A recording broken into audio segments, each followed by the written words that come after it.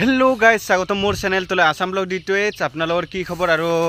आपनालोर खबर सके भाले आरो मोर खबर ভাল आरो মই মানে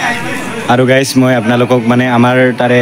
মন্দিৰৰ ভিতৰত যত যি মানে কেনেকে কি কৰিছিল আজি হোমনামৰ বিষয় মানে দেখাম বুলি ভাবিছিলো আৰু না गाइस আৰু অলপ দেৰিকে মানে